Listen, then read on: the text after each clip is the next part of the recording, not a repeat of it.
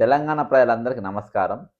దయచేసి ఈ వీడియో ఆఖరి వరకు చూడండి. ఖచ్చితంగా కామెంట్ చేయండి, షేర్ చేయండి. ఇది చాలా ఇంపార్టెంట్. ఈరోజు ముఖ్యంగా హైదరాబాద్‌లో హై రైజ్ అపార్ట్మెంట్స్. ఒక హై రైజ్ అపార్ట్మెంట్స్ అనేది ఒక ఊరు అక్కడ పెట్టినట్టే. అది ఎన్ని ఫ్లోర్‌లు లేస్తా ఉంటే అన్నీ అంటే మీది మేజర్ గ్రామ పంచాయతా లేకుంటే ఆమ్లెట్ విలేజా అనేది తెలుస్తా ఉంటది. అంటే ఇప్పుడు చిన్న అపార్ట్మెంట్స్ అనేది ఆమ్లెట్ విలేజ్ లెక్క గాని, ఇప్పుడు వచ్చేటియి అంతా మేజర్ మేజర్ గ్రామ పంచాయతీ లెక్కనే వస్తున్నాయి. 40 ఫ్లోర్‌లు, 50 ఫ్లోర్‌లు. ఇవి ఏం చేస్తున్నాయంటే ఇది కేటీఆర్ గారు మున్సిపల్ మంత్రిగా ఉన్నప్పుడు, మరి కేసీఆర్ గారు ముఖ్యమంత్రిగా ఉన్నప్పుడు వీళ్ళేం చేసిండ్రంటే వీళ్ళు టీడీఆర్‌ల కోసం ఒక 3 ఫ్లోర్‌లు, 4 ఫ్లోర్‌లు వీళ్ళు కమిషన్ల కింద తీసుకోనికి ఇష్టం వచ్చినట్టుగా వీళ్ళు పర్మిషన్ ఇచ్చేసిండ్రు. వాళ్ళు వాడుకును, వీడు వాడుకును. మనకో సముద్రం లేదు, ఒక నదులు లేవు. ఎంతనంటే అంత సిటీ డెవలప్ చేసుకుంటూ పోవచ్చు. ఈరోజు మనం దగ్గర ఉన్న నీళ్లు గానీ, తాగే నీళ్లు గానీ, ఏవి గానీ ఈరోజు ఉన్న ఇండ్ల వరకు పెట్టినటువంటి పరిస్థితి. ఈరోజు ఒక నగరం నడిబొడ్డున ఈ టవర్స్ వచ్చేసినాయంటే ఆ చుట్టుపక్కల ఇండ్లను మొత్తం మింగేస్తాయి. కాబట్టి నేను దీనిపైన నేషనల్ డిజాస్టర్ మేనేజ్మెంట్ వాళ్ళకు, న్యూఢిల్లీ వాళ్ళకు అది కేంద్ర మా హోంశాఖ మంత్రిత్వ శాఖ కింద ఈరోజు పనిచేస్తుంది. అందులో నేను ఫిర్యాదు చేయడం జరిగింది. అయితే నా ఫిర్యాదు నంబరు MINHA ఈ 2026/00282729 దీని కింద కేసు రిజిస్టర్ అవ్వడం జరిగింది. అయితే ముఖ్యంగా కేసు యొక్క వివరాలు ఒకసారి మీకు క్లుప్తంగా చెప్పే ప్రయత్నం చేస్తా. హైదరాబాద్లో నియంత్రణ లేని హైరైజ్ నిర్మాణాలపై జాతీయ విపత్తు నిర్వహణ సంస్థకు బక్క జడ్సన్ ఫిర్యాదు. జీవో నంబర్ 50 అన్లిమిటెడ్ FIC విధానంపై పునర్సమీక్ష జరపాలని నేను విజ్ఞప్తి చేసిన. హైదరాబాద్ నగరంలో పెరుగుతున్న నియంత్రణ లేని హైరైజ్ అపార్ట్మెంట్ నిర్మాణాలు, పెరుగుతున్న జనసంద్రణ, భూగర్భ జలాల క్షీణత, ట్రాఫిక్ డ్రైనేజ్, విద్యుత్ మరియు మౌలిక సదుపాయాలపై పెరుగుతున్న ఒత్తిడిపై జాతీయ విపత్తు నిర్వహణ సంస్థ NDMAకు ఫిర్యాదు చేసినట్టు సామాజిక కార్యకర్త బక్క జడ్సన్ తెలిపారు. ఇది నేను ప్రెస్కు పంపిన. ఈ ఫిర్యాదుకు సంబంధించి కంప్లైంట్ నంబర్ రిజిస్టర్ ఇంతకుముందు నేను చెప్పిన. హైదరాబాద్ నగరం గత 2 దశాబ్దాల్లో IT, ఫార్మా, రియల్ ఎస్టేట్ రంగాల్లో వేగంగా అభివృద్ధి చెందిందని, అయితే నగర మౌలిక సదుపాయాల సామర్థ్యాన్ని మించి హైరైజ్ నిర్మాణాలకు అనుమతులు ఇవ్వడం భవిష్యత్తులో తీవ్ర సమస్యలకు దారితీసే అవకాశం ఉందని నా ఫిర్యాదులో పేర్కొన్నా. అయితే ఇప్పటికే బాచుపల్లి, కొండాపూర్, మియాపూర్, నార్సింగ్, పోచారం, ఆడిబట్ల ఇక్కడ అంతటా కూడా ఇది ఉన్నది. అయితే ఇవన్నీ కూడా ఎక్కడ ఉన్నదంటే సిటీ అవుట్స్కర్ట్స్లో ఉన్నది కాబట్టి మనకు పెద్దగా పర్లేదు. కానీ ఇప్పుడు ఏం చేస్తుండ్రు, సిటీ సెంటర్ హ్యాబిట్స్లా, ఆర్టీసీ క్రాస్ రోడ్లా ఇక్కడికి వచ్చేస్తుండ్రు. ఫర్ ఎగ్జాంపుల్ ఇప్పుడు ఆర్టీసీ క్రాస్ రోడ్లా, గోల్కొండ చౌరస్తాలా, ఇక్కడ అంటే ముషిరాబాద్ పోయే రోడ్లా మరి ఇక్కడ దాదాపు 40 ఫ్లోర్లు, 50 ఫ్లోర్లే చాలా పెద్ద పెద్దగా కడుతుండ్రు, చాలా డేంజర్గా కడుతుండ్రు. ఇప్పుడు ఆర్టీసీ క్రాస్ రోడ్ దగ్గర, ఆ బావర్చి రోడ్ల కట్టే దగ్గర అంటే మెయిన్ డిపో దగ్గర ఏదైతే ఆర్టీసీ భవన్ ఉందో దాని పక్కన కట్టే దగ్గర మరి అక్కడికెళ్ళి మెయిన్ పంపులకు పోయేది అంటే అటు రామ్నగర్ కానీ, పార్సీగుట్టకు కానీ, లేకుంటే విద్యానగర్ కానీ అక్కడ పోయే నీళ్లు మొత్తం అది తాగేస్తుంది. నంబర్ 1. మళ్ళా ఆ డ్రైనేజ్లు మొత్తం బ్లాక్ అయిపోయే పరిస్థితి ఉంటాయి. ఎందుకంటే చాలా భయంకరంగా కడుతుంది, చాలా పెద్దగా కడుతుండ్రు, మనం చూడొచ్చు. ASR బిల్లుల్లో ఎవరో కడుతుండ్రు. నగర నడిబొడ్డున కట్టనికి ఏ విధంగా పర్మిషన్ ఇస్తారు? ఏ విధంగా పర్మిషన్ ఇస్తారు? నగర నడిబొడ్డున ఏ విధంగా పర్మిషన్ ఇస్తారు? మొదటి పాయింట్.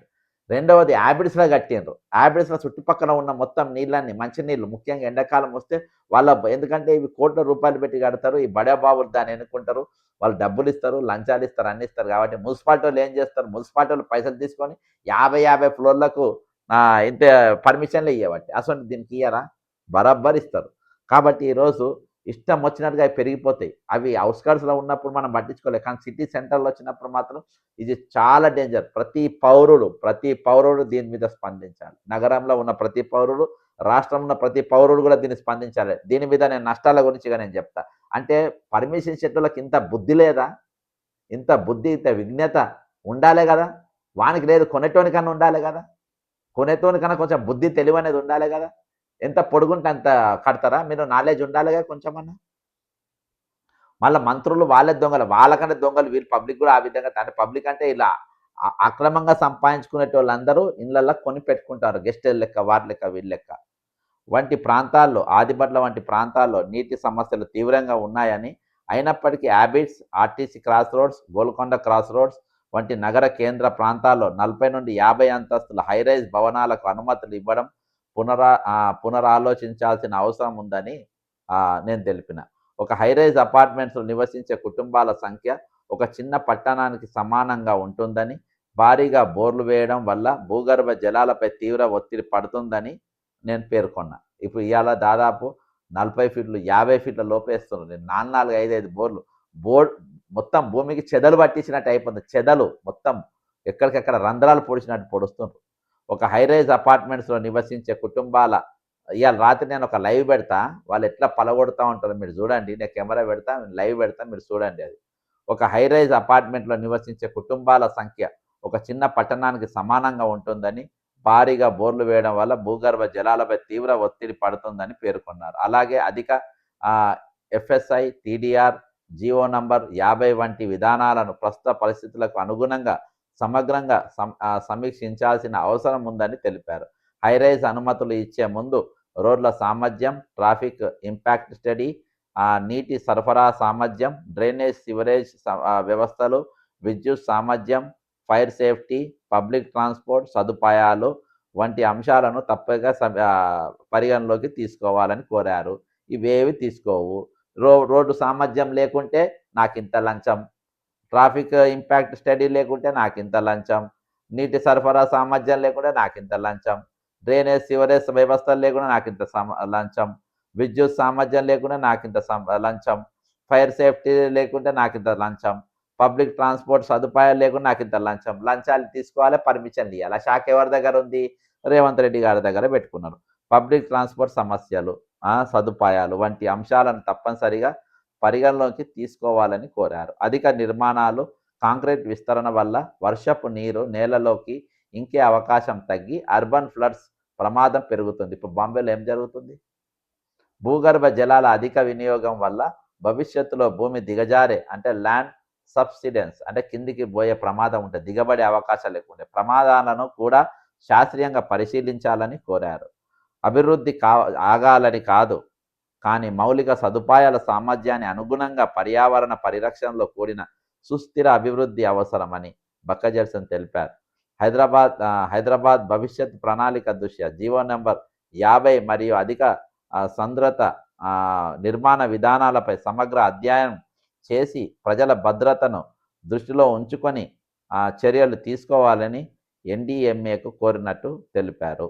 ఇది నేను ఈరోజు ఈ అంశాలన్నీ పెట్టి ఈరోజు నేను ఫిర్యాదు ఇవ్వడం జరిగింది.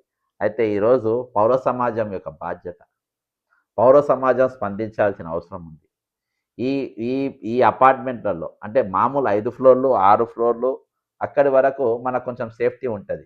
అంతకు మించి పోతే ప్రమాదాలు ఉంటాయి, సేఫ్టీ ఉండదు, భద్రత ఉండదు. ఈ అనేకమైన ఇబ్బందులు, సమస్యలు తలెత్తా ఉంటాయి. కాబట్టి ఈరోజు కొనేటోళ్ళు ఒకసారి ఆలోచన చేయండి. ఈరోజు నిర్మాణం ఆపాల్సిన బాధ్యత ప్రభుత్వము ఎంత మొండిగిచ్చిండ్రో ఆపాల్సిన బాధ్యత తెలంగాణ సమాజం పైన కూడా అంత ఉన్నది. ముఖ్యంగా నగర ప్రజలపైన, హైదరాబాద్ నగర ప్రజలపైన అది ఉన్నది. ఈరోజు బస్తీలలోకి మన వీధులలోకి నీళ్ళు వచ్చే పరిస్థితి ఉండదు. అదే పైప్ లైన్ కొత్తగా నదులు అయితే రావు కదా, నీకు కొత్తగా మంజిరాని అయితే పెరగదు కదా. ఈరోజు అవే కదా నీళ్ళు వచ్చేది. ఆ నీళ్ళు ఎంత కొత్త పైపులు అయితే మళ్ళీ ఇయ్యరు కదా, ఇంకా టైమింగ్ అయితే పెంచరు కదా. ఈరోజు మనకు వచ్చే నీళ్ళు కట్ చేసి వాళ్ళకి వదులుతారు. మనకి ఇళ్ళకి వచ్చే నీళ్ళు, చిన్న చిన్న అపార్ట్మెంట్లకు బస్సులకు వచ్చే నీళ్ళు ఏం చేస్తారంటే ఇవి డైవర్ట్ చేసి వాటికి ఎక్కువ వెళ్ళిపోతాయి. మనకి ఇప్పుడు గంట నీళ్ళు వచ్చేది అరగంట ఇస్తారు, మిగతా అరగంట వాళ్ళకి ఇస్తారు. వాళ్ళకి ప్లస్ బోర్లు అధికంగా ఇష్టం వచ్చినట్టుగా వారు వ్యవహరిస్తూ వస్తారు. ఇచ్చినా కానీ మనము విచిత్రపోవద్దు. ఈ విధంగా మన పైన దాడులు జరుగుతూ ఉంటాయి.